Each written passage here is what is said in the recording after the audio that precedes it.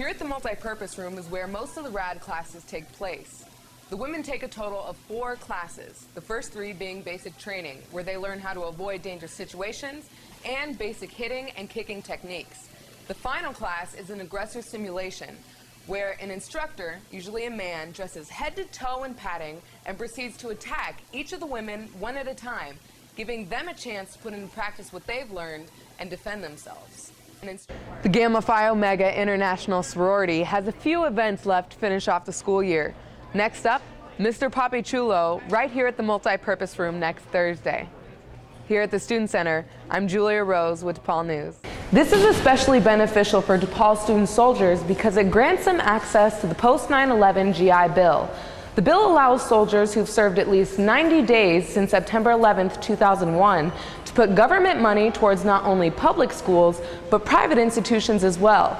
This means that soldiers can attend private schools like DePaul while spending significantly less amounts of money for their education.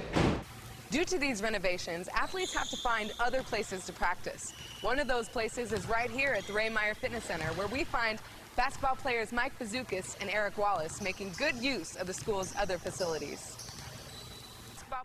To make waste reduction a priority, Chartwell's is implementing programs like trayless days. On these days, the school cafeteria won't provide students with trays. The theory behind this program being that if students don't have a place to put their food, they'll buy less of it. Here at the school cafeteria, I'm Julia Rose with DePaul News. Many students are feeling unsafe on DePaul's city campus. It's hard to admit it, but yeah, I mean, we live in Chicago. There is a lot of crime in the city, but yeah. There is maybe not so safe times to go out at night. I mean, especially if you're out by yourself. Many also realize the dangers of walking on the streets alone, especially for women. Yeah, living in Chicago and being a young female on my own, definitely. Yeah, no, I never let a girl walk home alone here because it's a little different. DePaul staff have begun to counter these feelings of unease by offering a class called RAD, or Rape Aggression Defense, a women's-only self-defense class. In the class, women learn the very basic techniques that can help them escape scary situations. Here at the multi-purpose room is where most of the RAD classes take place. The women take a total of 4 classes, the first 3 being basic training, where they learn how to avoid dangerous situations, and basic hitting and kicking techniques. The final class is an aggressor simulation, where an instructor, usually a man, dresses head to toe in padding and proceeds to attack each of the women one at a time, giving them a chance to put into practice what they've learned and defend themselves. Instructors also believe that even if a woman never has to employ any of these techniques, the class at the very least boosts her self-confidence. I think that it's very empowering. In talking to the women that have gone through, I think they're surprised how much strength they have. RAD is one of the only resources DePaul offers that deals with preventing rape, yet it is only for women. They do not yet provide any classes about rape for men. Julia Rose with DePaul News.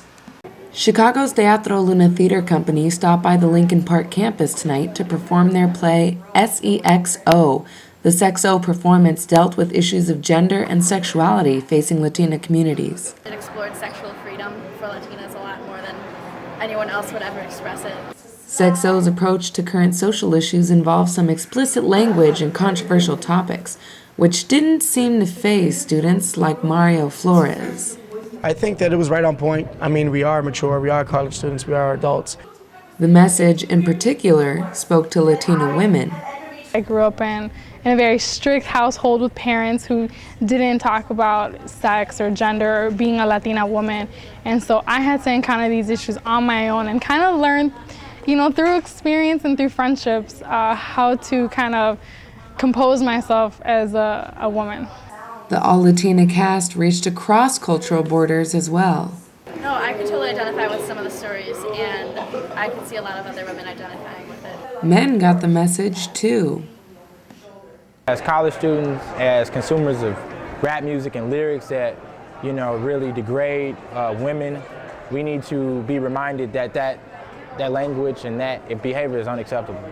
The Gamma Phi Omega International Sorority has a few events left to finish off the school year. Next up, Mr. Papi Chulo, right here at the multi-purpose room next Thursday. Here at the Student Center, I'm Julia Rose with DePaul News. 25,000 students attend DePaul University. Of those 25,000, about 250 are registered soldiers. For them, being a student and soldier can be tough.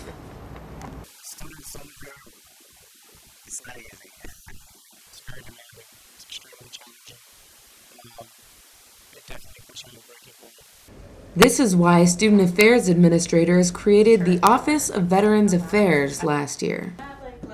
This is especially beneficial for DePaul student soldiers because it grants them access to the post-9/11 GI Bill. The bill allows soldiers who've served at least 90 days since September 11, 2001 to put government money towards not only public schools, but private institutions as well. So it's a significant amount of money. Because of these special benefits, the student liaison for the office has to be someone familiar with the unique demands of student soldiers. As an Iraq war veteran himself, Kevin Rushing knows just what they need. Someone who's empathetic and can give them access to the people that they need to have access to. So far, he seems to be doing just that. As he finishes up his first year of duty here at DePaul, Kevin Rushing is saying a few nods of approval. There's a lot of really great institutional support, and there's a very positive attitude towards the idea of serving our veteran community. With that support, and as DePaul recognizes this Memorial Day holiday, our soldiers stand tall and look forward to serving their country. I'm Julia Rose with DePaul News.